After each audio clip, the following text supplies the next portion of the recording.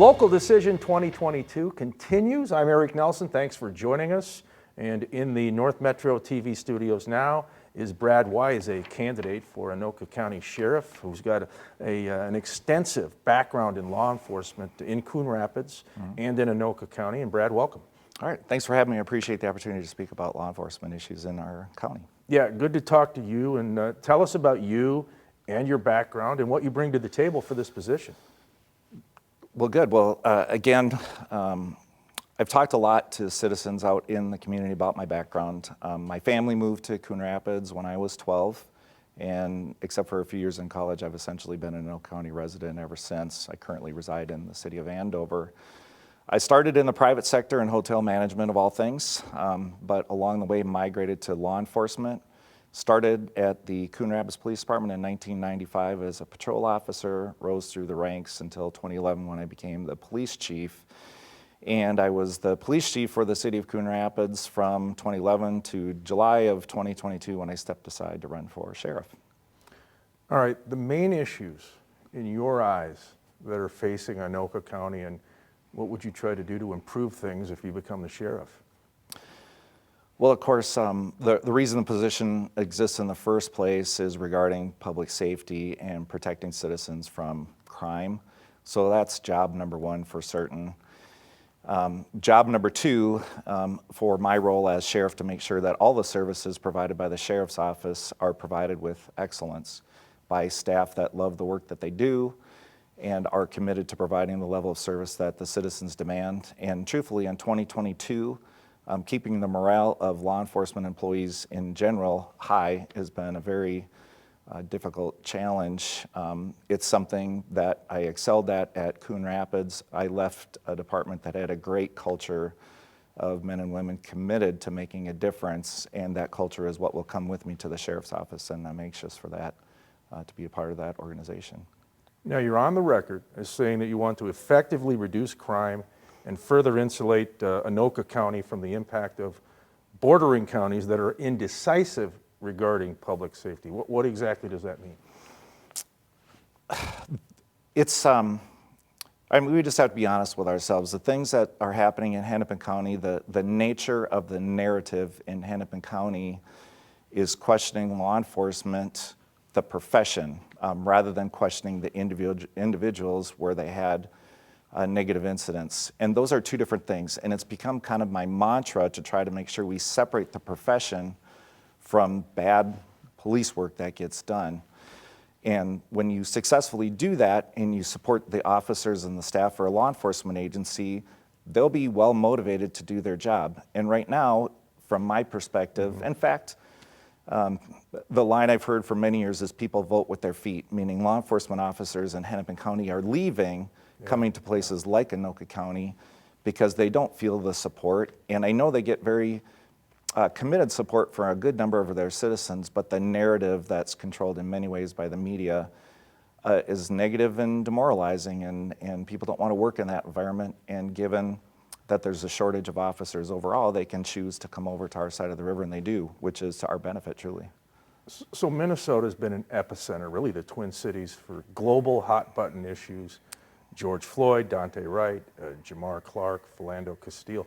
And if I'm hearing you right, what you're saying is police accountability if there's wrongdoing, but overall strengthening police or the sheriff's department so we have stronger law enforcement. Am I right on that? You are 100% correct, yes. The enemy of a good officer is a bad officer. The enemy of a good officer isn't a criminal. Their job is to get criminals off the street, and they need to be empowered to do that.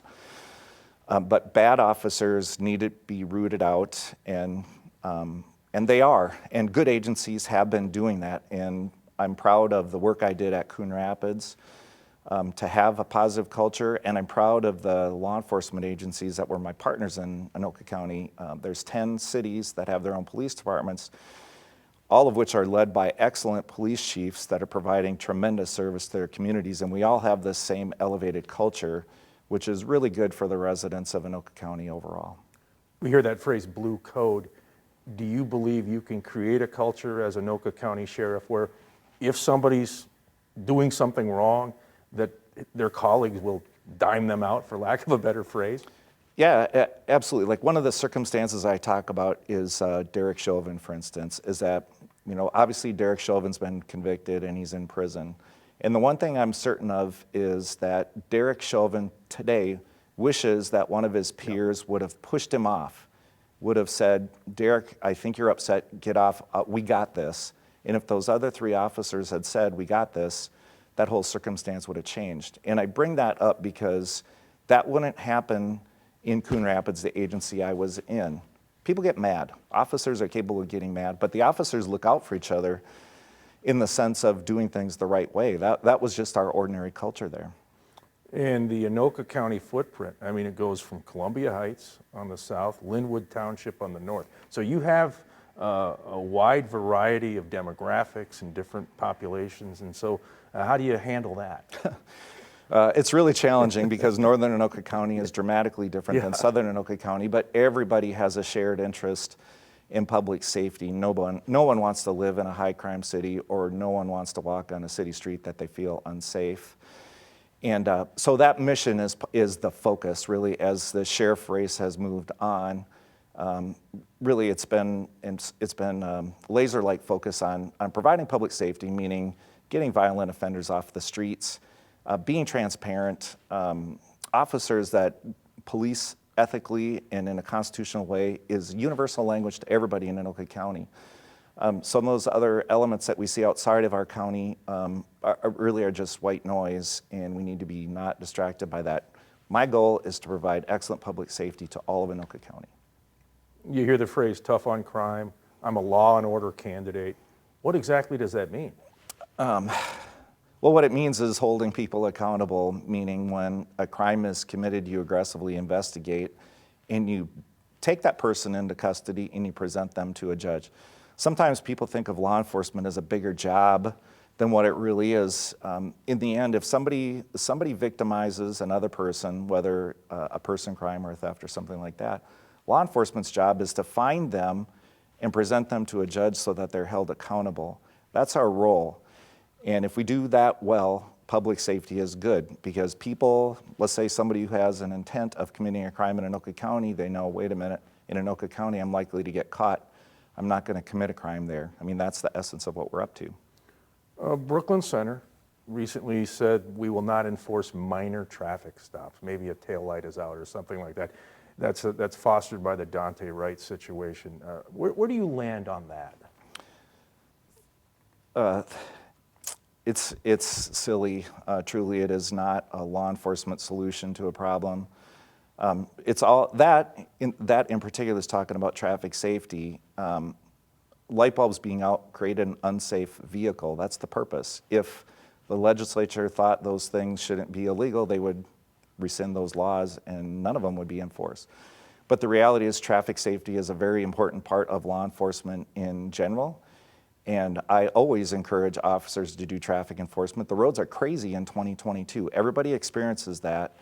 And the last thing I want to do is not empower officers to make traffic stops. Gun control. It's certainly a topic that continues to come up. From your perspective with a career in law enforcement, do we need to try to get more guns off the streets? Do we need tougher laws? We have great laws that need to be more vigorously enforced. Separating violent offenders from guns is really important.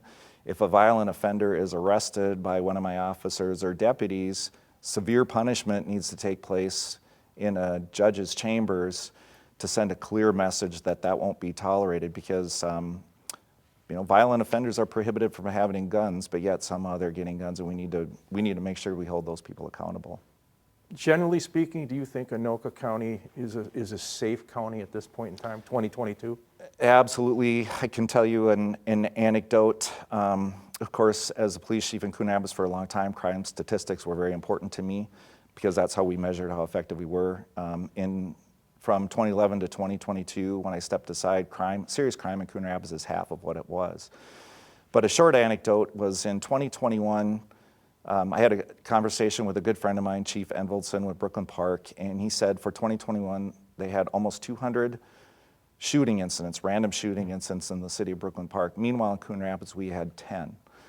Now that's a significant difference clearly, and we shared a border, mind you, a river, of course, intervened. But I assure you that the officers in Coon Rapids were offended by the 10 and were aggressively investigating all 10 of those incidents to make sure that those people were held accountable and placed in front of a judge to be dealt with accordingly. So there is a lot of pressure on the other side of the river that we successfully navigate here. We're a different kind of special place, and we're going to keep it that way.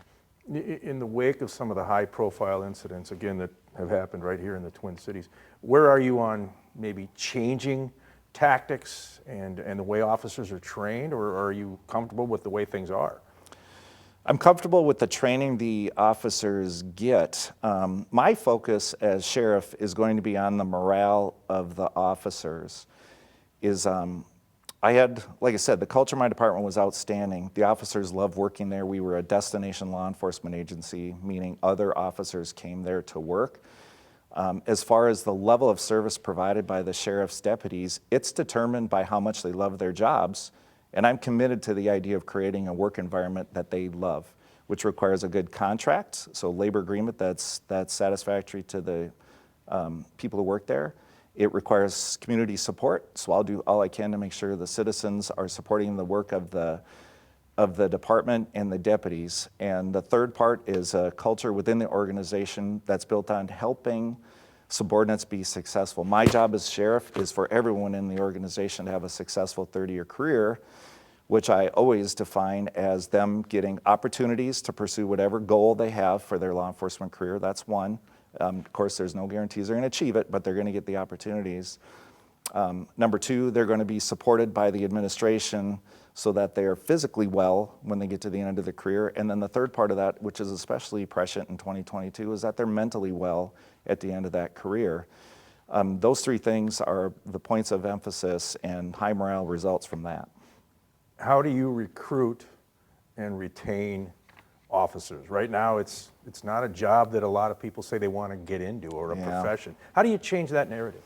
Yeah, that's the biggest issue confronting law enforcement agencies in general. So right now, Coon Rapids, the agency I left, and other agencies are getting by with hiring officers from other agencies where they're not feeling that kind of support.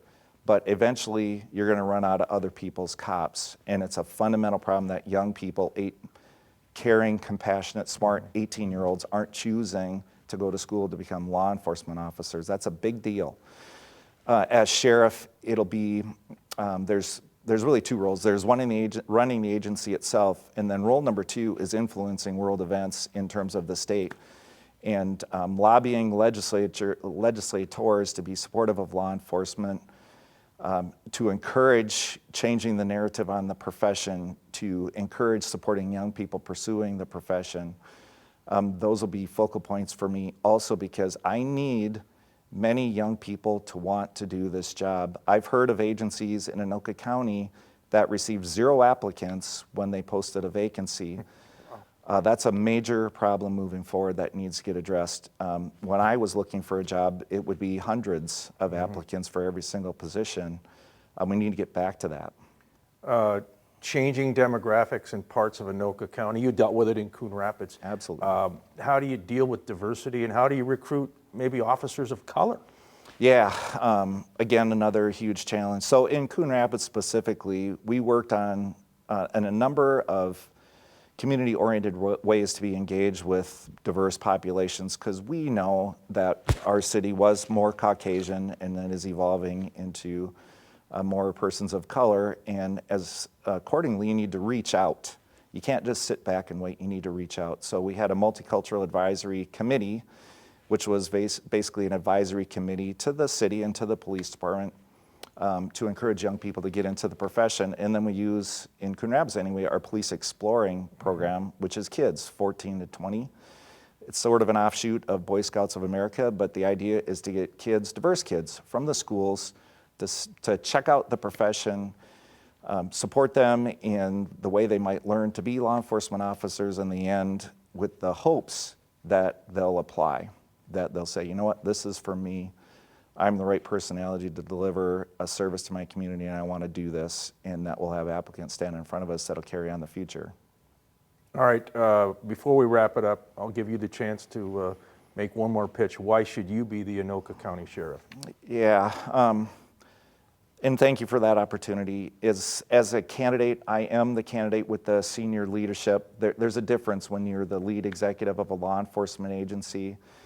Over the course of 11 years, I faced so many challenges at Coon Rapids, and in the end, I wound up with a culture of officers that was outstanding. I'm so proud of that department now when I get to sit back and look at it from a distance. That requires experience to be able to do that from day one, to have both build community support and build the organization internally. I'm ready to go day one at the Anoka County Sheriff's Office, and I really look forward to the opportunity, and I hope people will consider voting for me. We're actually beginning now through November 8th. Yeah, Election Day is coming up. Thanks for stopping by, Brad. All right, thank you very much for having me. All right, Brad Wise, he's a candidate for Anoka County Sheriff. This is Local Decision 2022 here on North Metro TV.